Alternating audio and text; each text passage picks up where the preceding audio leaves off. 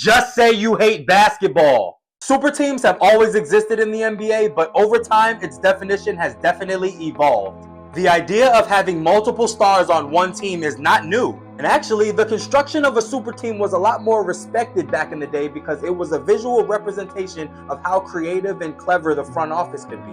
In order to get these guys on your team, you have to gamble a lot. You have to see the future. And you also have to give up a lot. These players weren't just coming to your team for free. By now, y'all should know how it is with me. It's not what you got, it's how you got it. Now, for my basketball connoisseurs, can you see how player empowerment and the evolution of super teams have perfectly aligned? Nowadays, players expect teams to make big investments in them, even though they feel like they don't have to commit to that team long term. I don't think superstars realize they're shooting themselves in the foot when they do that though. Because now, how can the GM go get other good players to play around you when the other players don't know if you're going to be there long term? Remember when LeBron admitted that many superstars have said no to joining him over the years? This is why. There's no security. If you're going to say no to LeBron James, what do you think these players are saying to the GM? The main thing players don't understand about forming super teams is you can't just throw a bunch of stars together and think it's gonna work. Rome wasn't built in a day. You cannot microwave filet mignon. Super teams are not made on unethical trade demands and forced free agency.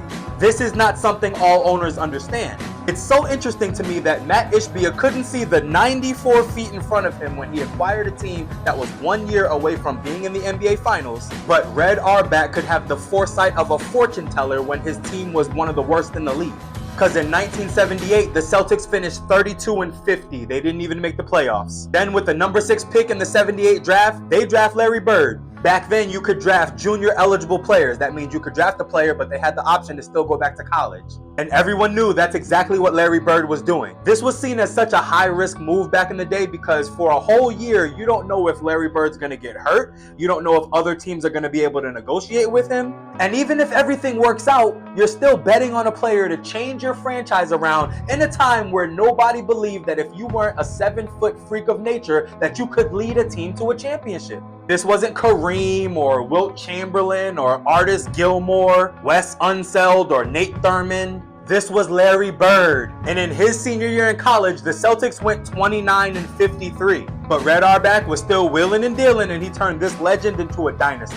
Bob McAdoo got traded to the Celtics and was livid. Not only did Boston already have a great center in Dave Cowens, who was also the head coach, but Boston is also famous for its racism, and Bob McAdoo ain't like that. It only lasted 20 games. Red Auerbach traded him to the Pistons for 3 first-round picks. And the Pistons were so terrible that they got the number 1 pick in the draft, which of course went to the Celtics. So with Larry Bird coming in and their own 13th pick that year, you would think the Celtics would use that number 1 pick on the best center in the draft. But Red Auerbach didn't think Joe Barry Carroll was going to be a superstar like everybody else did at the time. Was he right? If you didn't know who Joe Barry Carroll was before, click the link in my bio, please, because now that you know more than the casual fan, you should dress like it. And maybe you can look as good as Red Auerbach did when he found out the Warriors GM wanted Joe Barry Carroll bad enough to trade for him. So Boston offers the Warriors the 1st pick and the 13th pick in the draft for Robert Parrish, who was in his 5th year and had become an all-star, but the owner thought he peaked and that Joe Barry Carroll was an upgrade. It wasn't. And the Celtics also got the Warriors' 3rd pick, which they used on Kevin McHale. And that is how you start a dynasty. What manifested itself in 1981 started in 1978. And if you think their rivals didn't use the exact same formula, they did. By 1975, Kareem Abdul-Jabbar was the best thing basketball had ever seen. Mr. Basketball did everything a player could do in college, 3-time MVP in the NBA, of course a champion with the Milwaukee Bucks. And before his contract is up, he lets the team know that he wants to be traded. And this is the right way to do it. After you've won 3 MVPs, after you've won the city a championship, after you've fulfilled your contract, and instead of not saying anything and just leaving in free agency like you can do, you give the team a big thank you by telling them they should trade for you so they can get something back for you in return. And guess what? They did. This was a good trade. The Bucks got 4 rotational players and the Lakers got their star.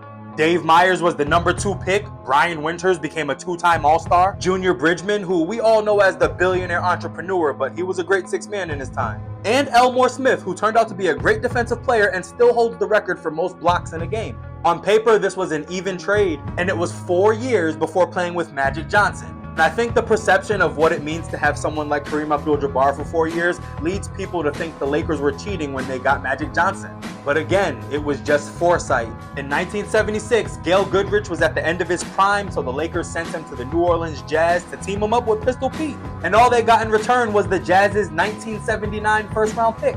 Then the Jazz imploded. They were terrible for 3 years. And by the 78-79 season, they had one of the worst records in the league.